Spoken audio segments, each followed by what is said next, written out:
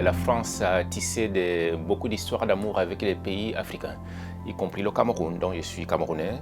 Et dès mon bas âge, ma naissance, il y avait la culture française qui était très présente.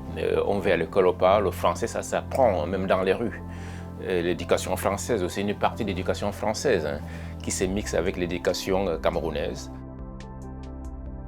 Étant au Cameroun, je me suis nourri de pas mal de connexions avec des images qu'on voyait à l'époque, plutôt dans le lien des magazines. Des images valorisantes qui représentent vraiment la France, donc des images de la haute couture, des femmes très bien habillées, les parfums, les grandes avenues, et les danseuses des grands cabarets comme le Lido, le Moulin Rouge. Donc tout ça, c'était très impressionnant à voir ça, donc ça a nourri ma créativité aussi. J'arrive en France en 1991, dans les valises de Yannick Noah en tant que danseur. J'étais au Ballet national camerounais.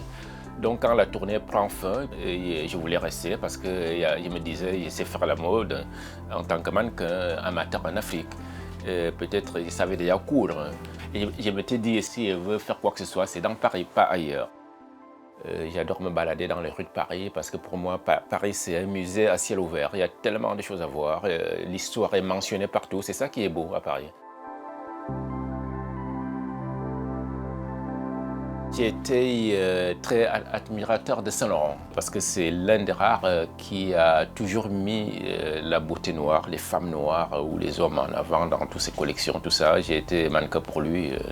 En plus, quand on était mannequin chez Saint-Laurent, surtout les femmes, tu n'étais pas qu'un simple mannequin, c'était des muses, des ambassadeurs. Ça a été vraiment un accompagnement de la beauté noire, l'élégance noire dans le luxe du monde que représente la France. Et c'est énorme.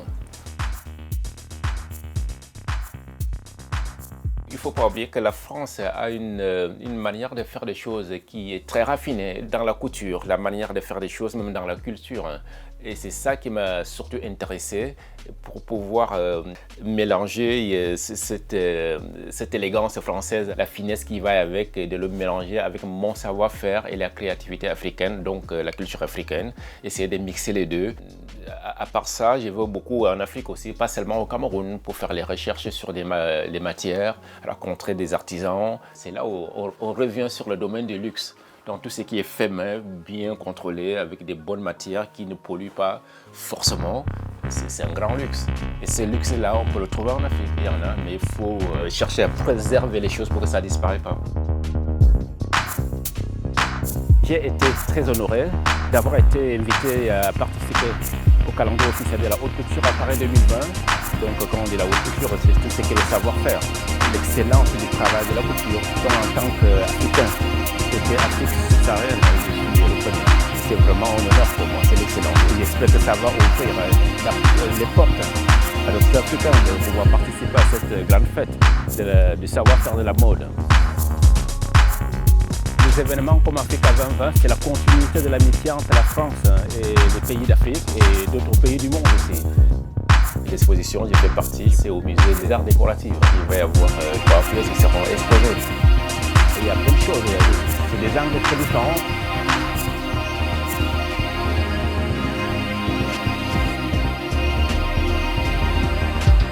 La partie qu'ils ont mis en place avec l'école du Perrier, j'ai fait un masterclass. J'ai accompagné les jeunes designers dans leur domaine de créativité. On a fait des recherches sur les tissus africains qui ont mélangé avec d'autres tissus et évolué pour faire leur création. Je crois que c'est des espèces de mixage qui nous permettent d'avancer et de mieux se connaître aussi culturellement. La France a besoin de ça, l'Afrique a besoin de ça, cette amitié, il faut continuer ensemble.